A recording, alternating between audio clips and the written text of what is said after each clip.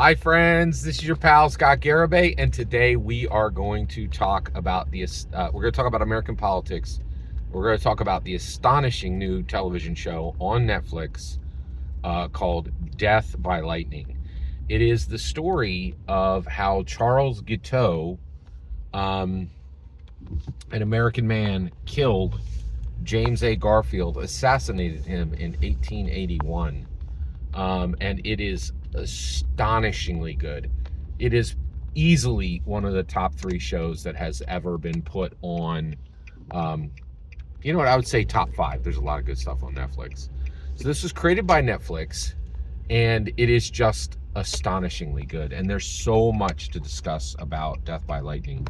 All right, let's get into it. Okay, so first of all, what I want to talk about is when a man's impact on the world finishes, because it's much more surprising than you would expect. Okay, so Death by Lightning is this incredible television show that shines a light on American history, on a moment in American history that has been completely obscured, right? Like, people are like, oh, we had a president who was like president for 3 months, and then some dude shot him, and then that was all there was, and then we had Chester A. Arthur, and that's it. And so, first of all, this was created by D&D. Wait, D&D? What I mean by that is Benioff and Weiss. Both of their first names start with D, and they're colloquially named D&D, which is really wild. And you're like, wait, what? What's going on here? So it's the two gentlemen who created Game of Thrones, and this thing cost easily $50 to $100 million, maybe significantly more. I haven't looked it up. I could just tell by how it looks. This thing was not cheap to make, right? So I'm guessing between, and also the guys who created Game of Thrones are doing this. They don't need to mess around with $25 million junk budgets, right? So this thing cost between $50 million and $100 million, and it would have never ever been made, right, if the Game of Thrones guys didn't come in. So who's responsible for Death by Lightning? George R.R. Martin. Like, what? Right? And so what's really wild is there's this huge discussion swirling around George R.R. Martin. So George R.R. Martin was once considered one of the best American fantasy writers ever, right?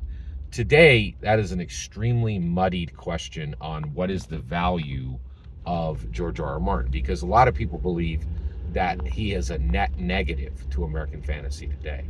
Well, wait, how could that possibly be? He's definitely written good books.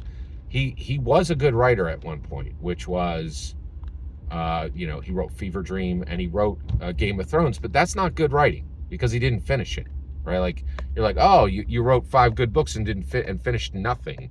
You don't get credit for that. Like, nobody's happy that they read 5 books and got no ending, right? Like, but these two guys, Benioff and Weiss, they gave the ending that George R.R. Martin couldn't give, right? Wouldn't give. That's even more important. It's possible couldn't give. Actually, either wouldn't or couldn't give, right? So I have been very bitter with George R.R. Martin for years, right? I'm like, you wrote A Bridge to Nowhere and punished me for giving you money, right? Like, I don't like that, right? And literally millions of people are like this. People, like, his name is mud now, I really think, right? But get this. Death by Lightning is one of the top 10, I would say one of the top 5 shows ever put on Netflix. And it would not have been made if George R.R. Martin hadn't written his 5 books, and then Benioff and Weiss hadn't finished that series of Ice and Fire. That's pretty incredible. That is really, really incredible. So so when you thought George R.R. Martin would finish as a cad, he finishes as a hero, which is pretty astonishing. That really amazing. Every single word you just heard in this video is my humble opinion. Nothing more, nothing less. The important part is when I get to hear your humble opinion, when you get in the comments and send your traffic. Please consider liking, subscribing, and have a fetch millennium.